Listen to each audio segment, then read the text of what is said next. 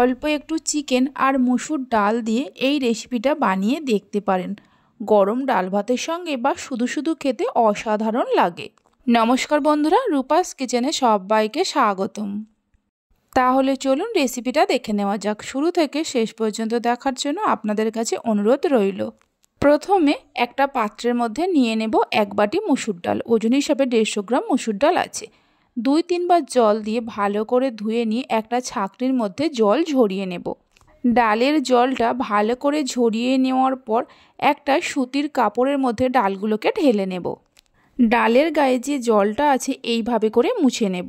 আপনাদের হাতে যদি সময় থাকে তাহলে কিছুক্ষণ ফ্যানের তলায়ও রেখে দিতে পারেন। দেখুন ডালের মধ্যে আর একটুও জল নেই। একটা মিক্সির জারের মধ্যে ডালগুলোকে ঢেলে নেব। মিক্সির জারের মধ্যে ডালগুলো ঢেলে নেওয়ার পর গুঁড়ো করে নেব।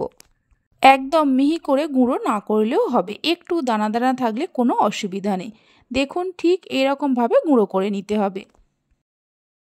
ডাল গুঁড়ো করে নেওয়ার পর একটা বাটির মধ্যে নিয়ে নেব 4টে বড় সাইজের পেঁয়াজকে কুচিয়ে নিয়ে।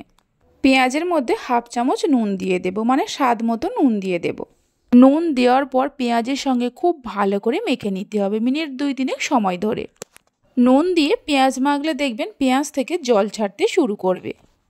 পেঁয়াজ ভালো করে মেখে নেওয়ার পর এর মধ্যে দিয়ে দেব 1 চামচ রসুন কুচি।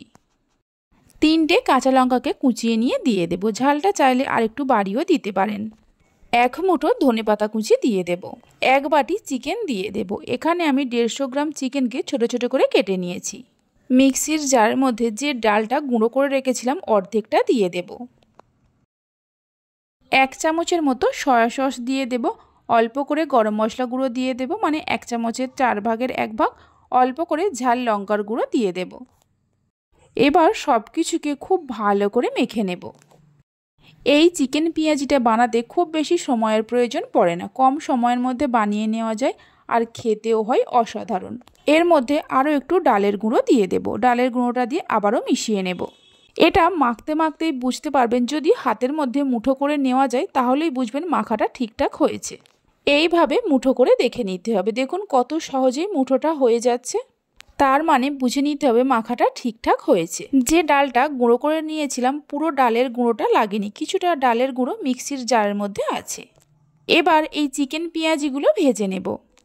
কড়ার মধ্যে কিছুটা সাদা তেল দিয়ে দেব। হাই ফ্লেমে তেলটাকে ভালো করে গরম করে নেব। তেল গরম হওয়ার পর তেলের মধ্যে অল্প অল্প করে চিকেন আর পেঁয়াজের মিশ্রণটা দিয়ে দেব।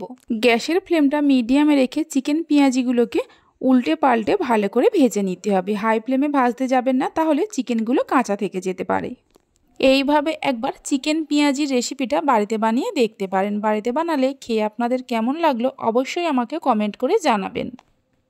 রেসিপি ভালো লেগে থাকলে অবশ্যই একটা লাইক করবেন, বন্ধুদের সঙ্গে শেয়ার করবেন। ভালো লাগলে চ্যানেলটি সাবস্ক্রাইব করে পাশে থাকা বেল আইকনটি প্রেস করবেন নতুন রেসিপির আপডেট পাওয়ার জন্য। চিকেন পেঁয়াজিগুলোকে উল্টে পাল্টে ভালো করে ভেজে নেওয়া হয়ে গেছে। এবার তুলে নিয়ে রেখে দেব।